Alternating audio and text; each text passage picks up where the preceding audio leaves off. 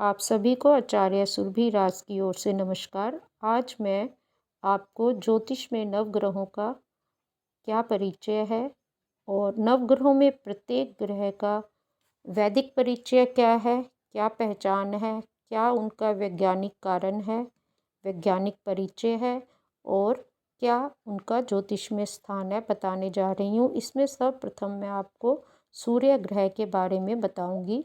नवग्रहों में सूर्यदेव को राजा की उपाधि प्राप्त है। सूर्यदेव के लिए बृहत्पराशर होरा में उल्लेख है।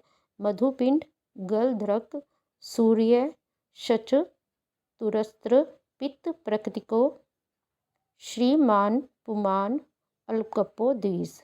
अर्थात सूर्य एक शहद के समान पीले नेत्र युक्त चकोर शरीर, पित्त प्रकृति, थोड़े बाल व स्वच्छ कांति वाला पुरुष ग्रह है। सूर्य के अन्य नाम रवि, अरुण, अरियम्मा, दिनमणि, दिनेश, मिहिर, नभेश्वर, आदित्य, मार्तंड, दिवाकर, हेली, पुखा, तपन, प्रभाकर, अर्कचित्र व भास्कर है। सूर्य को अंग्रेजी में सन, अरबी में शम्स व फारसी में खुर्शीद कहते हैं। सौरमंडल का प्रमुख ग्रह होने के साथ अन्य ग्रहों का केंद्र बिंदु भी है, इसलिए अन्य सभी ग्रह सूर्य की परिक्रमा में ही रहते हैं। श्रीमद् भागवत के आधार पर पृथ्वी तथा स्वर्ग के मध्य जिस स्थान पर ब्रह्मांड का केंद्र है वहीं सूर्य स्थित है। सूर्य के चारों ओर 25 करोड़ योजन की दूरी तक ब्रह्मांड गोलक की सीमा है। इसी अचेतन अंड में सूर्य बैरास के रूप में स्थित है। इससे सूर्य का एक नाम मार्तंड भी है। सूर्य के माध्यम से ही अंतरिक्ष, आकाश, दिशा, अन्य लोकों के साथ भूलोक, स्वर्ग, नरक आदि एक दूसरे से विभाजित हैं। वेद पुराण की कथाओं के अनुसार दक्ष प्रजापति की अदिति व दिति 2 कन्याएं थीं। इन दोनों का विवाह ऋषि कश्यप से हुआ था। दिति के गर्भ से दैत्य व अदिति के गर्भ से सूर्य सहित अन्य देवताओं का जन्म हुआ था, इसलिए सूर्य का नाम आदित्य भी है। सूर्य की पत्नी का नाम संध्या था। संध्या के छाया नाम की अपनी परछाई को एक दिन सूर्यदेव के घर में छोड़कर खुद वो तपस्या के लिए अज्ञातवास में चली गई, क्योंकि सूर्य का तेज अब उनसे और ज़्यादा बर्दाश्त नहीं हो पा रहा था। उस समय सूर्यदेव के 9 पुत्र संध्या से अलग होने के बाद छाया से उत्पन्न हुए। उन्हीं पुत्रों में शनिदेव भी एक पुत्र है। सूर्य अपने मार्ग पर चलते हुए अपनी गति से दिन व रात को छोटा बड़ा करते हैं। पुराणों में लिखा है कि सूर्यदेव के 7 घोड़े हैं, 1 पहिया है व सारथी पदविहीन है। जब सूर्य मेष अथवा तुला राशि में गतिमान होते हैं तब दिन व रात बराबर होते हैं, तथा जब सूर्य वृषभ, मिथुन, कर्क, सिंह, कन्या राशि में भ्रमणशील होते हैं तब हर माह की रात में 1-1 घड़ी कम होती जाती है व दिन में वृद्धि होती जाती है। जब सूर्य वृश्चिक, धनु, मकर व मीन राशि में गतिशील होते हैं तब प्रत्येक महीने के दिन में 1-1 घड़ी कम होती जाती है, अर्थात दिन छोटा होता जाता है। ये तो पौराणिक परिचय था सूर्यदेव का। अब मैं आपको सूर्यदेव का वैज्ञानिक परिचय बताने जा रही हूँ। सूर्य पृथ्वी से लगभग 1.25 करोड़ मील की दूरी पर स्थित है। इसमें भी भिन्न भिन्न मत हैं। यह पृथ्वी से लगभग 13 लाख गुना अधिक बड़ा है। इसका व्यास पृथ्वी के व्यास से 109.5 गुना अर्थात 866.500 मील व भार 3,30,000 गुना अधिक है। तापमान 1 लाख अंश फ़ारेनहाइट माना जाता है। सौरमंडल में जितने भी ग्रह हैं वे सब सूर्य से ही प्रकाश ग्रहण करते हैं, यहाँ तक कि चंद्र भी सूर्य से प्रकाश लेते हैं। हमारे लिए सूर्य जीवनदायक है, क्योंकि बिना सूर्य के जीवन की कल्पना भी नहीं कर सकते। दिन में हम स्पष्टतया सूर्य से प्रकाश लेते हैं। रात्रि में जब हमारे देश में सूर्यास्त है तब भी चंद्र के माध्यम से प्रकाश ग्रहण करते हैं, क्योंकि चंद्र के प्रकाश का भी मुख्य स्रोत सूर्य ही है।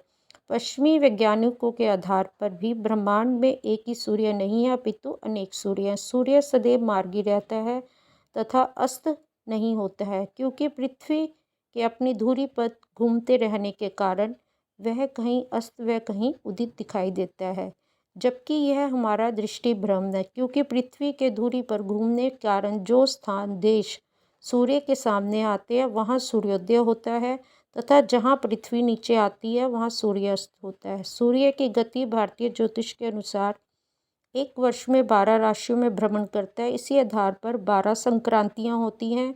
सूर्य के एक राशि से दूसरी राशि में प्रवेश करने को संक्रांति कहते हैं। इससे भी मकर संक्रांति का विशेष महत्व रहता है, क्योंकि इसी संक्रांति से अयन बदलता है। हम यहाँ यह चर्चा करते हैं कि कौन सी संक्रांति को क्या कहते हैं। कर्क संक्रांति को याम्यामन, मेष व तुला संक्रांति को विषुव, मिथुन कन्या धनु व मीन संक्रांति को षड़शीत्यायन, वृषभ वृश्चिक सिंह व कुंभ संक्रांति को विष्णुपद तथा मकर संक्रांति को सौम्यायन कहते हैं। सामान्यतः सूर्य की संक्रांति की पहली 16 घटी तथा बाद की 16 घटी को पुण्य काल माना जाता है। यदि अर्धरात्रि के पहले सूर्य की दूसरी राशि में संक्रमण हो तो पिछले दिन के प्रभाग में, तथा यदि अर्धरात्रि के बाद हो तो अगले दिन के पूर्व भाग को पुण्यकाल माना जाता है। यदि ठीक मध्यरात्रि के समय संक्रांति प्रवेश हो तो पिछले व अगले दोनों दिन पुण्यकाल होता है। इसी प्रकार यदि पुण्यकाल वाली संक्रांति का ठीक सूर्योदय के समय प्रवेश हो तो उतने ही आगे की घटियों को पुण्यकाल माना जाता है, क्योंकि रात्रि के समय का पुण्यकाल शास्त्रानुसार वर्जित है। पुण्यकाल में अपनी सामर्थ्य के अनुसार दान धर्म, प्रभु आराधना, जप हवन आदि कार्यों का विशेष महत्व है। पुण्यकाल में किए गए शुभ कार्यों का अधिक फल प्राप्त होता है। अब वैज्ञानिक परिचय के बाद मैं सूर्य का ज्योतिष में क्या स्थान है बताती हूँ। भारतीय ज्योतिष में सूर्य को कालपुरुष की आत्मा कहा जाता है। सूर्य को जीवों की आत्मा के साथ सभी ग्रहों का अधिष्ठाता सर्वशक्तिमान कहा गया। सूर्य अपनी किरणों से त्रिलोक व अंतरिक्ष में सभी जीवों में व्याप्त है। इसी कारण इसको जगत का पोषण करता व आत्मा का स्वामी कहा है। यजुर्वेद में सूर्य के प्रति कहा गया है कि अप्रधावा पृथ्वी अंतरिक्ष सूर्य आत्मा जगत स्थ। सूर्य लाल गुलाबी रंग का, मतांतर से ताम्रवर्णी सुंदर स्वरूप, अग्नि तत्व, शरीर में अस्थि व पित्त का कारक, पूर्व दिशा का स्वामी, ऊर्ध्व दृष्टि, स्वाद में कड़वा, सतगुणी, जाति का क्षत्रिय, मदार काष्ठ का अधिपति, दिवावली ग्रीष्म ऋतु का स्वामी, कश्यप गोत्र का, सिंह राशि का स्वामी, पुरुष ग्रह, नैसर्गिक बल में अन्य सभी ग्रहों से बली, देव स्थान में कीड़ा करने वाला। सूर्य अपने स्थान से 7वें स्थान को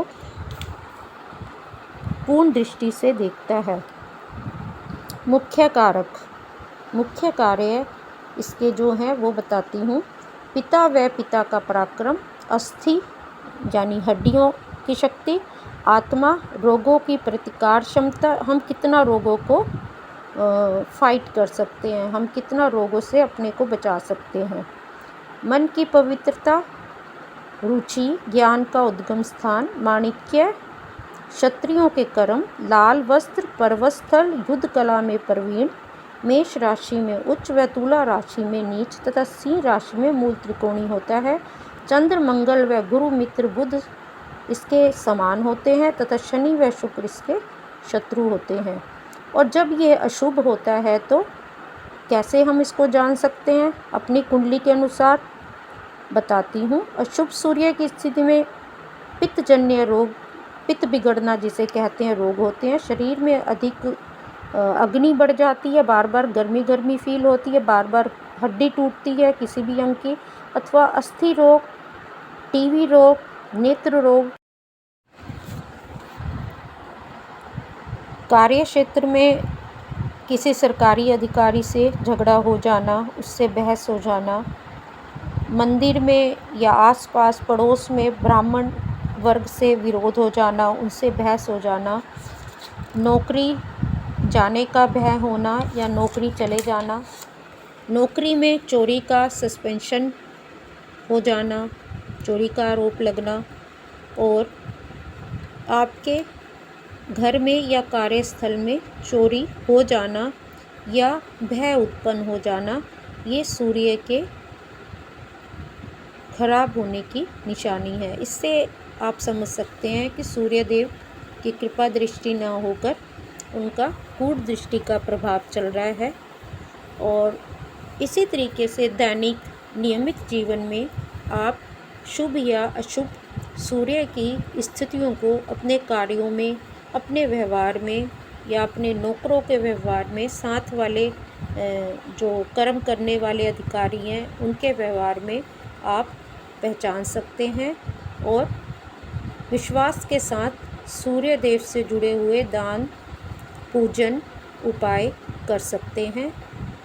इससे अधिक जानने के लिए आप मेरे फ़ोन नंबर पे मुझसे बात कर सकते हैं, जिससे कि मैं आपको समझा पाऊँ, या आप किसी इस सूर्यदेव से जुड़ी किसी विशेष समस्या से ग्रसित हैं और ठीक से नहीं समझ पा रहे हैं, तो मुझे फ़ोन द्वारा आप ये जानकारी प्राप्त कर सकते हैं। मैं आपको इसके बारे में अवश्य जानकारी दूंगी और सूर्यदेव के अन्य रहस्यों के बारे में भी बताऊंगी।